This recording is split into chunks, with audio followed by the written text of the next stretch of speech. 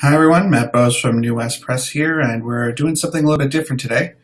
I'm trying a new streaming service that should get me onto Facebook, YouTube, and Twitter/Periscope all at the same time. So let me know if this feels weird to you, but yeah, this is what we're going to try from now on.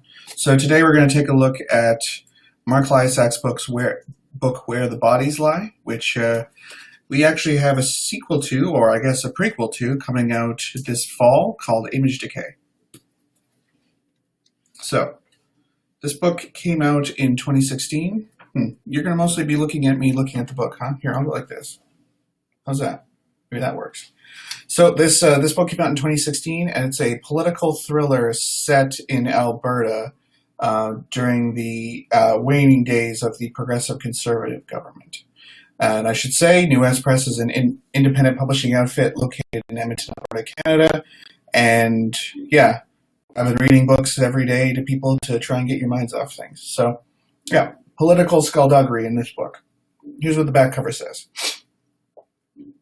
Sins don't destroy people here, dreams do.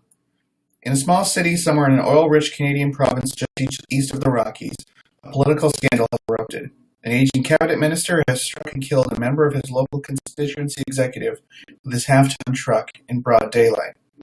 But the premier suspects that there's more to this accident than meets the eye, and he wants to know what the real reasons behind it are before the media or his political rivals do.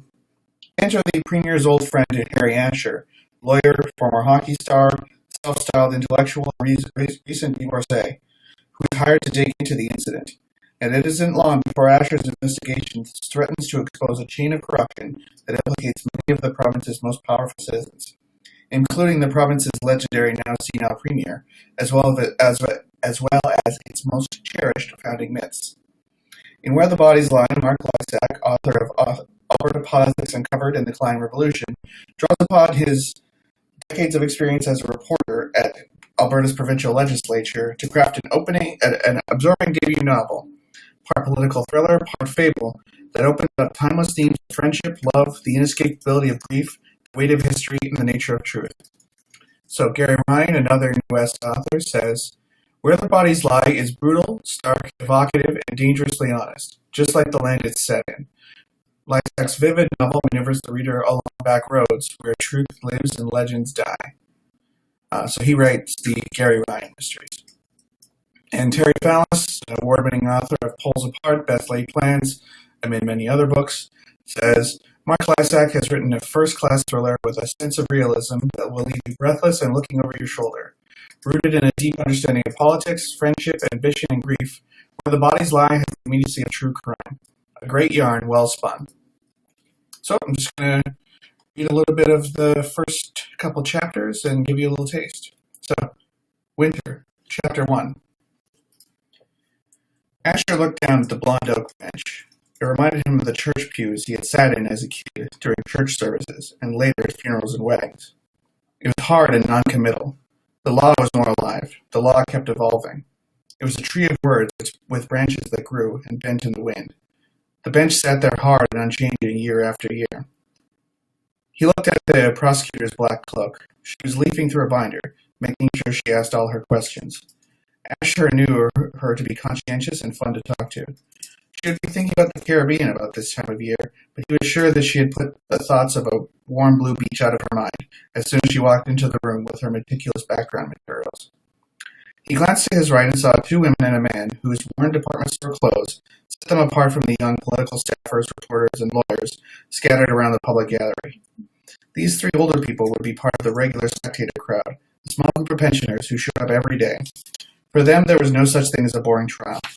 They had decided real life delivered more blood and guts thrills than any courtroom show on television. One of the women had a beehive hairdo, the first Asher had seen in years. Her hair was mostly white, but there were traces of the blonde it had once been. The strong, flat structure of her face stood out with her hair pulled back. She had large, round glasses. She was smiling. Asher thought that this was what the knitters watching the guillotines during the French Revolution must have looked like. The only difference was the women knitting at the guillotines had real grievances roaming around inside them. The court spectators felt only boredom, so much boredom that they were willing to sit quietly through long stretches of meaningless, half-heard words in order to be present at the kill. The other woman in the group glanced at him as if she had felt his stare. The glance became a full look. Her brown eyes shone like burnished chestnuts. Asher felt an attraction. So this is what it's come to, he thought. Now I'm interested in older women. He looked up at Turlock in the witness box. The spectators' faces were still. Turlock's was immobile. He had the dark eyes and the dark shadow of beard that could never be shaved close enough to lose its color against his skin. Asher remembered those dark eyes had never spelled much emotion other than suspicion. Now they had no suspicion because Turlock knew who was playing what role and what was coming. He didn't need to calculate and prepare anymore. He simply needed to last out the insults. The judge rotated his gaze constantly from the prosecutor to Turlock and to the surface of the desk in front of him. He had once been the subject of rumors about a teenage girl he had represented when he'd been a defense lawyer. Now he had perfected the blank judicial mask so completely that it was difficult to believe he would ever feel or risk anything again. Asher wondered if the judge would call a recess, or if the prosecutor would ask for a break. They had heard plenty of evidence. Turlock's lawyer had heard enough to sink into a quizzical gloom, his chin resting on his right hand.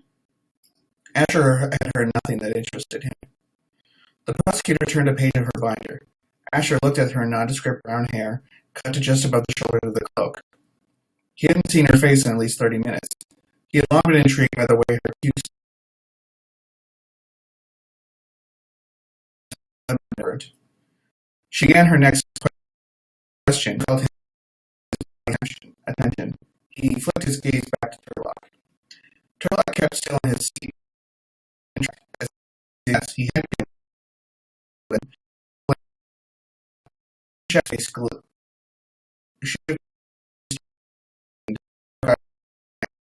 He knew he had found what he that's what you do with gophers. You run them over with your truck. Okay, so that is the first he's lied by Mark. Are right now. They're not.